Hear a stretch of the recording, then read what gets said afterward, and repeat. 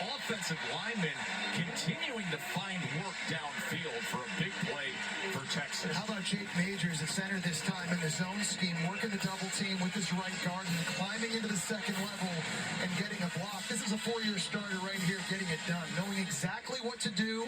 The front dictates who he's going to be blocking.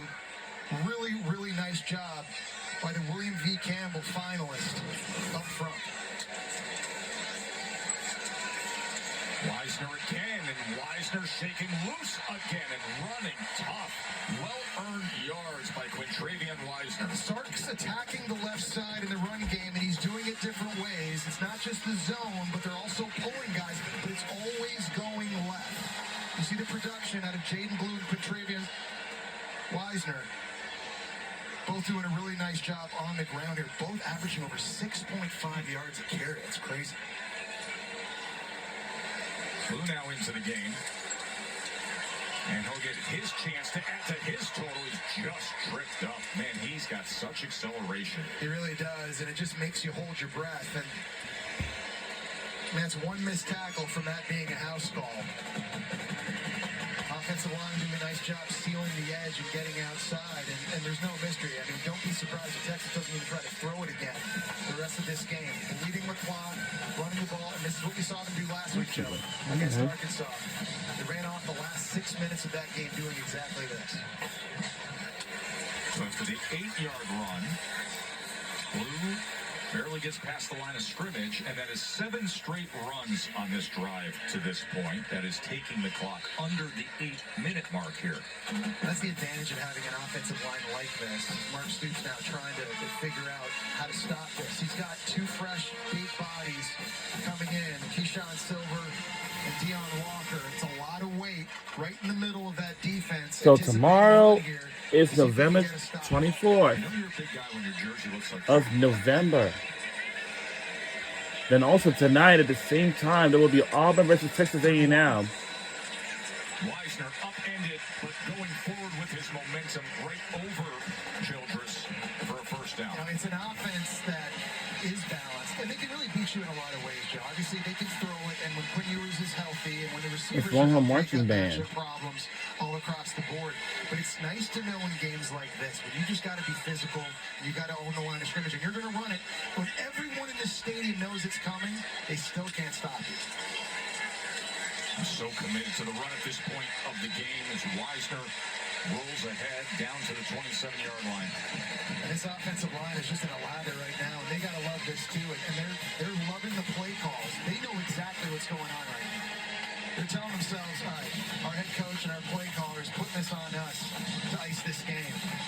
And we're answering the bell right now. We're pushing around a very big, very talented Kentucky D-line, and they cannot stop us. So Cutter Boley just watching this Texas offense march down the field. They have over 400 yards of offense to this point. Things have just settled down after some of the sloppy and choppy play we saw in the second half as Weisner takes it for another first down. And you're seeing running backs now with 2 hands on the football. Sark was telling Katie before the fourth quarter, we just got to hang on to the ball. You know, that was a message that's been delivered to these running backs, everybody.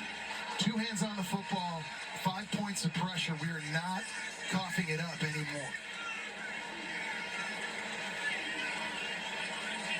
I mean, look at that clock. Just count down with this drive. Blue, he finds running room, and he's down just short of the 10-yard line. Another first down for Texas. Texas needs a touchdown, I think, to put this thing away. If you kick a field goal here, it's still a 2-possession game, and Kentucky has life. But if they can run this thing and keep bleeding the clock and punch this thing in the end zone, that should do it for Texas. I had this conversation with Sark yesterday about how you manage a win, how you learn and know how to run with experience, and your team can do it every which way. This is similar to a drive they had last week on the road at Arkansas that went for 75 yards. As Blue gets himself down to the 7-yard line. But I think that speaks to Steve Sarkisian also, and really good play callers that are able to adjust. Yes. And obviously you come into the game and you've scripted everything and you've gone through all the scenarios and you want to throw it, you know where your matchups are, but you've got to feel the ebb and flow. You've got to understand it situationally when you've got to take a hard left turn. Just get to football and you get to big on the field, being physical, running the ball. And he's digging deep right now. We're seeing a lot of different run schemes from this Texas offense. Weisner has 151 yards rushing at this point. As he gets it down to the 2-yard line. Blue, by the way, has 96 yards, and Texas overall 249 rushing yards. Meanwhile, Kentucky only has 203 total yards. That's a veteran run by Weisner here because he couldn't bounce this outside. Instead, he sees the leverage by the defender and gets north. Right there, he's thinking, I'm going to take my speed outside. No. Just put your foot in the ground, get what you can get. For a true sophomore running back, really nice looking run. And how exhausting for this defensive front for Kentucky. This is going to be the 14th play as that big offensive line just leans on them and drives them back run after run. 3rd and goal. Weisner reaching for the end zone, and they're going to mark him just short. It'll be 4th and goal from just a couple inches away. All right, so what do you do here if you're Steve Sarkisian? I think you go. Absolutely. The way your offensive line is playing right here, you can put this game out of reach. Let the play clock run down to 20 to 0. Maybe you take a timeout, talk it over, but you got to go here no matter what if you're Steve Sarkisian. Sark had a long conversation with us yesterday about the analytics and this and that and how you get into these 4th down decision-making situations. He said at the end of the day, I go feel I'm already calling the next play, then I turn to the analytics guy. Which I like. This is how they're reaching out. They're going to take a look at this. Does that football actually break the plane? Remember, all it takes is any amount of leather to cross that white line. Yep. And where was it in relation to the white line when his knee hit the ground?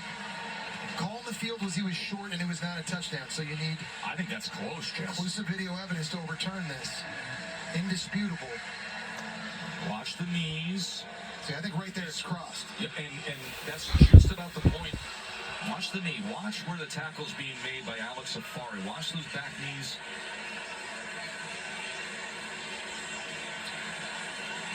That's very close. Remember, the ruling on the field is that he was short of the goal line.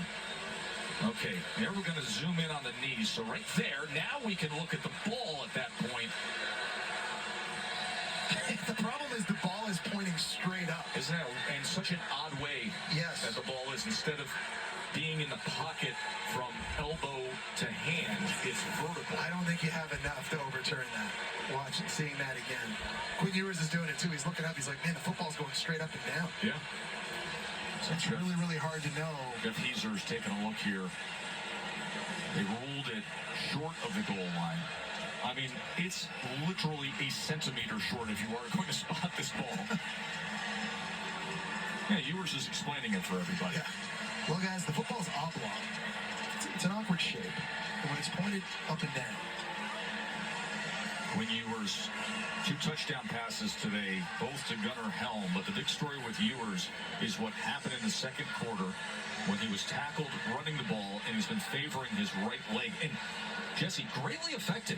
Yes. Greatly affected since that. Yeah, they've had 0 in the passing Further attack. review. The ruling on the field stands. It'll be 4th down. Well, this is going to set up the play of the game here for Kentucky's defense. I think if you're Steve Sarkisian, you got to go. And you got to put this on your offensive line one more time to put this game away.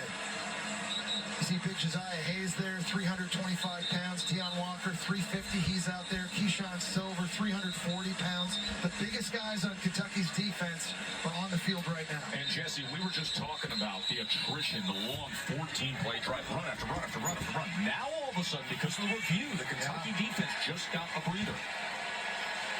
Jarrett Gibson, who's normally been the go-to guy on 4th and short, lining up at fullback here. He's a guy they'd love to give the dive to in these situations.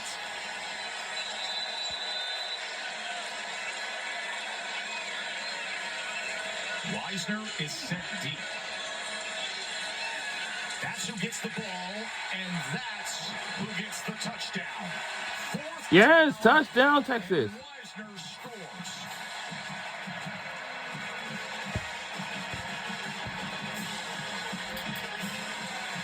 And that is the longest drive of the season for Texas. analysis. Really nice surge by Cameron Williams at right tackle, collapsing the line of scrimmage. Wisner able to get the ball across the plane for the score. What a drive, a physical drive. No nonsense, old school, run the ball. Matthew McConaughey and team love it. Auburn with the extra point.